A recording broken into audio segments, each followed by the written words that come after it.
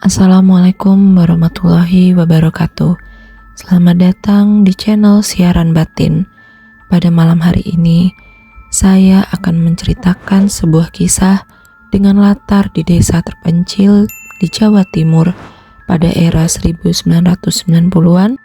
Ada seorang gadis muda bernama Wati menerima pekerjaan sebagai asisten rumah tangga di keluarga kaya yang terlihat sempurna dari luar. Namun, di balik kemegahan rumah tersebut, tersimpan rahasia kelam yang perlahan mengubah pekerjaannya menjadi mimpi buruk. Saat ia dipindahkan ke rumah seorang perempuan tua bernama Sulas yang lumpuh, Wati mulai merasakan kejanggalan yang tidak dapat dijelaskan secara logika.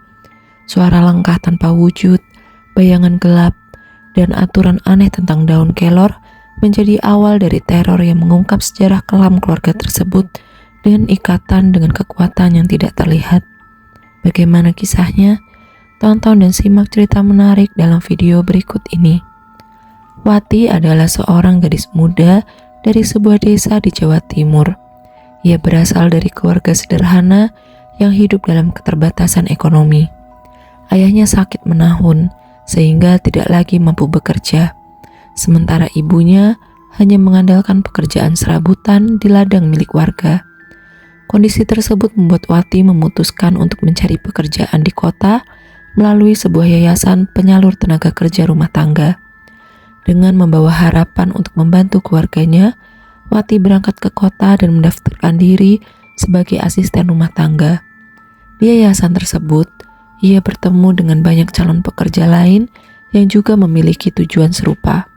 Setelah beberapa hari menunggu, Wati akhirnya dipanggil untuk menjalani proses wawancara dengan calon majikan. Calon majikan tersebut adalah Iskan, seorang pria dari keluarga berada yang tinggal di kawasan perumahan cukup elit di salah satu kota besar di Jawa Timur. Iskan datang bersama istrinya untuk mencari pekerja rumah tangga tambahan karena di rumahnya sudah ada beberapa pekerja lain. Wati kemudian dipanggil masuk ke ruang wawancara yang sederhana di dalam kantor yayasan.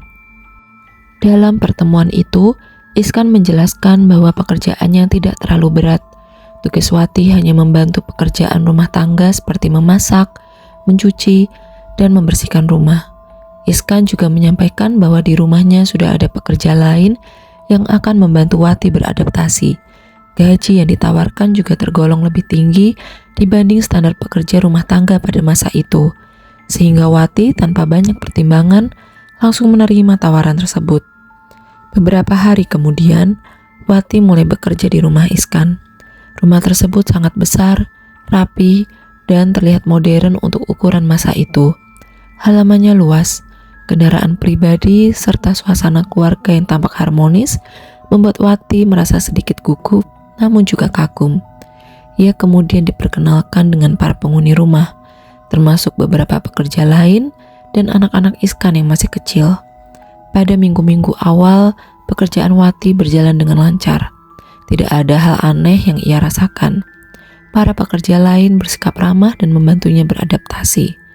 Namun, ketenangan itu mulai berubah ketika Wati dipanggil oleh Iskan dan istrinya untuk sebuah pembicaraan penting.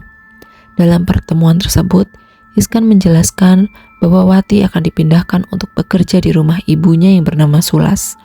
Alasannya, karena pengasuh lama Sulas tiba-tiba berhenti bekerja dan pulang kampung, sehingga dibutuhkan pengganti segera. Wati awalnya terkejut karena perpindahan itu dilakukan secara mendadak. Namun Iskan menenangkan bahwa tugas di rumah Sulas tidak terlalu berat karena kondisi Sulas sudah lumpuh dan tidak bisa berbicara. Ia hanya membutuhkan bantuan untuk makan, minum obat, serta perawatan dasar. Tanpa banyak pilihan dan karena kebutuhan ekonomi, Wati akhirnya menyetujui perpindahan tersebut. Ia tidak menyadari bahwa keputusan ini akan menjadi awal dari pengalaman yang jauh lebih gelap dibanding pekerjaannya sebelumnya. Setelah beberapa hari bekerja di rumah Iskan, Wati akhirnya dipindahkan ke rumah Sulas, ibu dari majikannya. Rumah tersebut terletak di daerah terpencil di Jawa Timur, jauh dari keramaian dan pemukiman warga. Berbeda dengan rumah Iskan yang modern dan terang, rumah Sulas terlihat tua, besar, dan tidak terawat. Cat dindingnya mengelupas, halaman dipenuhi tanaman liar, dan udara di sekitarnya terasa lembab serta dingin meskipun siang hari. Sejak pertama kali tiba, Wati sudah merasakan suasana yang tidak biasa. Di beberapa sudut rumah, ia melihat daun kelor ditempelkan pada dinding, pintu, dan jendela. Tanto, penjaga rumah, menjelaskan bahwa daun kelor tersebut dipasang sebagai bentuk perlindungan terhadap gangguan makhluk halus. Namun, penjelasan itu tidak sepenuhnya menenangkan Wati, justru menambah rasa curiga dan takut di dalam dirinya. Tugas utama Wati adalah merawat Sulas, seorang perempuan tua yang mengalami kelumpuhan total. Pada awalnya, pekerjaan Wati berjalan tanpa gangguan berarti. Namun, beberapa hari setelah tinggal di rumah tersebut, kejadian-kejadian aneh mulai muncul.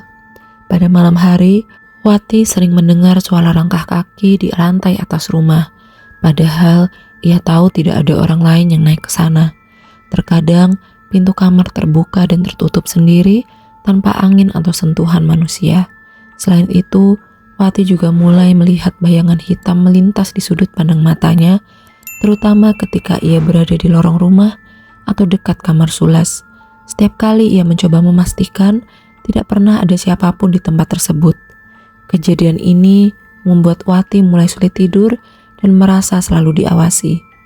Kondisi Sulas pun sesekali menunjukkan hal yang tidak wajar.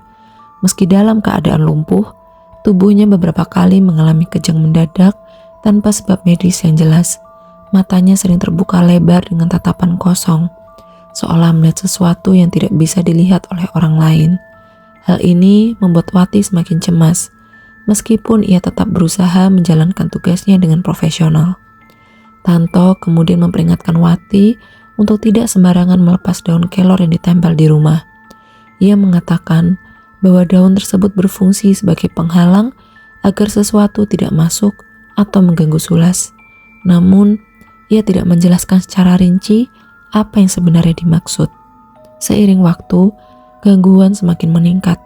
Wati mulai mendengar suara bisikan pelan yang menyebut namanya ketika ia sedang sendirian di dapur atau kamar mandi. Ia juga beberapa kali merasakan hawa dingin tiba-tiba yang membuat bulu kuduknya berdiri tanpa alasan jelas. Semua kejadian tersebut membuat Wati mulai menyadari bahwa rumah Sulas bukan sekedar rumah orang sakit biasa. Kondisi di rumah Sulas semakin tidak stabil seiring berjalannya waktu.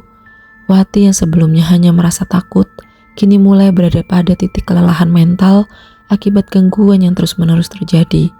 Kejadian aneh tidak lagi bersifat ringan, melainkan semakin jelas dan mengganggu secara langsung. Wati mulai merasa bahwa rumah tersebut menyimpan rahasia yang sengaja ditutupi oleh orang-orang di sekitarnya. Suatu hari, ketika Wati hampir menyerah dan ingin berhenti bekerja, Tanto akhirnya memutuskan untuk menjelaskan kebenaran yang selama ini disembunyikan. Penjelasan itu membuka fakta bahwa keluarga Sulas tidak sedang mengalami masalah biasa, melainkan terikat oleh suatu perjanjian gaib yang sudah berlangsung lama. Dahulu, adik Sulas yang bernama Bison terlibat dalam praktik pesugihan demi memperoleh kekayaan secara instan. Ia mendatangi seorang dukun dan melakukan perjanjian dengan kekuatan gaib. Sebagai imbalan, Bison mendapatkan kesuksesan usaha dalam waktu singkat. Namun, konsekuensi dari perjanjian tersebut sangat berat. Ada tumbal yang harus dibayar dari keluarganya sendiri. Seiring waktu, satu persatu anggota keluarga Sulas mulai mengalami kejadian tragis. Anak-anak mereka meninggal secara misterius dengan gejala kejang yang tidak dapat dijelaskan secara medis. Suami Sulas juga meninggal dunia dalam kondisi yang mencurigakan. Sulas sendiri akhirnya mengalami kelumpuhan permanen dan hanya bisa terbaring tanpa daya di tempat tidur. Tanto menjelaskan bahwa daun kelor yang ditempel di seluruh rumah bukan sekedar tradisi atau kepercayaan biasa, melainkan upaya darurat untuk menahan kekuatan gaib yang masih mengincar Sulas. Daun tersebut berfungsi sebagai pembatas agar gangguan tidak sepenuhnya masuk dan mengambil nyawa Sulas secara langsung. Namun masalahnya, perjanjian gaib itu tidak pernah benar-benar selesai. Meskipun Bison sudah meninggal, dampak dari kesepakatan tersebut masih terus berjalan. Kekuatan yang terlibat dalam perjanjian itu masih menuntut penyelesaian, dan Sulas menjadi sasaran terakhir yang belum terselesaikan. Wati yang mendengar penjelasan itu merasa terpukul. Ia tidak menyangka bahwa kebaikan Sulas di masa lalu justru berbalik menjadi sumber penderitaan bagi keluarganya sendiri. Rasa takut yang ia rasakan berubah menjadi campuran antara iba dan keberanian. Ia mulai memahami bahwa Sulas bukan sekedar pasien lumpuh, melainkan korban dari suatu yang jauh lebih besar dan tidak terlihat secara kasat mata.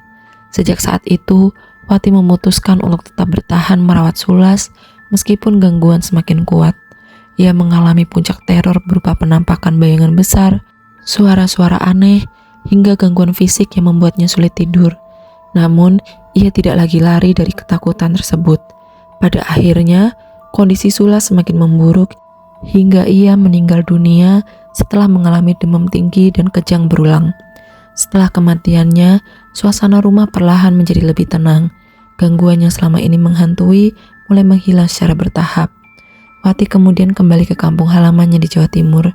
Ia membawa pengalaman pahit sekaligus pelajaran bahwa kebaikan, keserakahan, dan konsekuensi dari perbuatan manusia dapat meninggalkan jejak panjang yang tidak selalu terlihat, tetapi sangat nyata dalam kehidupan mereka yang terlibat di dalamnya.